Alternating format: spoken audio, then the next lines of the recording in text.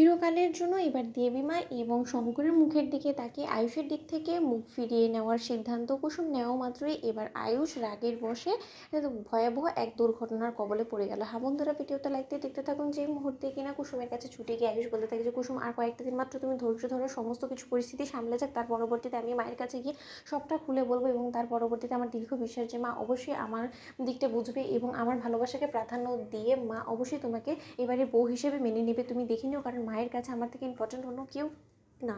ঠিক সেই সময় কথা বলা মাত্র কুসুম বলতে থাকে যে ছোটো সাহেব, দোহাই লাগে, আমি আপনার কাছে হাত জোড় করে অনুরোধ করছি, এই সমস্ত স্বপ্ন দেখা আপনি এবার অন্তত বন্ধ করুন এবং আপনি যদি নিজেকে আমার থেকে বিরত রাখতে না পারেন তাহলে বাধ্য হয়ে কিন্তু আমাকে মালদা চলে যেতে হবে। তার কারণ আমি বুঝতে পেরে গিয়েছি সেদিন মিডিয়া হাউসে সেই অফিসে গিয়ে দেবীমা যে পরিমাণে মিডিয়া কর্মীদেরকে সাক্ষী রেখে যে সমস্ত কথাবার্তা বলে সেটাতে তো সুস্পষ্ট যে দেবীমায়ের নজরে আমি শুধুমাত্র একজন বিশ্বস্ত কাজের লোক ছাড়া অন্য কেউ না এবং আমি শুধু এই বাড়িতে আপনাদেরকে সেবা দেওয়ার জন্যই আছি।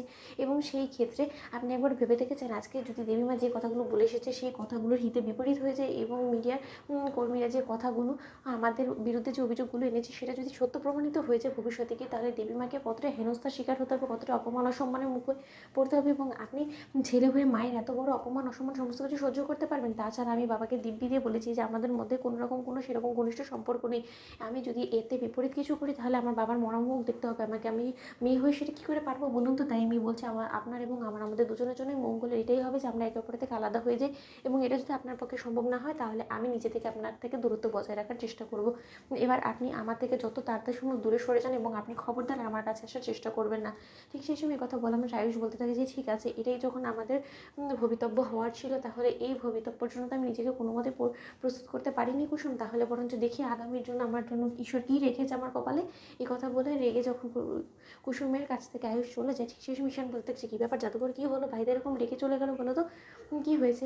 আমি জানি যে তোমাদের মধ্যে অশান্তি চলছে, কিন্তু তাই বলে এরকমও কোনো অশান্তি করো না যাতে করে কিনা হিতে বিপরীত হয়ে যায়, পরবর্তীতে তোমার আফসোস করতে হয়। ঠিক সেই সময় আয়ুষ যখন কিনা রাশ ড্রাইভ করতে করতে এক পর্যায়ে হাইওয়েতে চলে যায় এবং হাইওয়েতে যেতে যেতে আয়ুষ যখন কিনা অপর প্রান্ত থেকে আসা ট্রাককে কোনো মতে লক্ষ্য করতে না পেরে এক পর্যায়ে সেই অপর প্রান্ত থেকে আসা ট্রাক যখন নিয়ন্ত্রণ হারানো আয়ুষের গাড়িতে গিয়ে ধাক্কা দেয়, ঠিক তার পর মুহূর্তে আয়ুষ যখন খাদে গিয়ে পড়ে এবং সঙ্গে সঙ্গে আয়ুষ যখন আহত অবস্থায় রাস্তার ধারে ছিটকে পড়ে, সেখানে পথচারীরা যখন ছুটে গিয়ে আয়ুষকে উদ্ধার করার জন্য সেখানে এগিয়ে যায়, ঠিক সেই সময় আয়ুষের ফোনটা হাতে পেয়ে তারা ফোন করে ঈশানকে ফোন করে বলতে থাকে যে আপনি যেই হন না কেন যত শীঘ্রই সম্ভব এই হাইওয়ের ধারে একটা অ্যাক্সিডেন্ট হয়েছে এবং আমি তার ফোন থেকে আপনাকে বলছি যে যত শীঘ্রই সম্ভব এই হাইওয়েতে পৌঁছানোর ব্যবস্থা করুন। আমি পুলিশকেও কল করেছি, লোকাল পুলিশ এখানে যে কোনো সময় চলে আসতে পারে, যদি বাঁচাতে চান তাহলে অবশ্যই যত শীঘ্র সম্ভব এখানে পৌঁছানোর ব্যবস্থা করুন। ঠিক সেই সময় ঈশান ছুটে যায়। তো বন্ধুরা, লাইক কমেন্ট শেয়ার করো, সাবস্ক্রাইব করতে ভুলো না।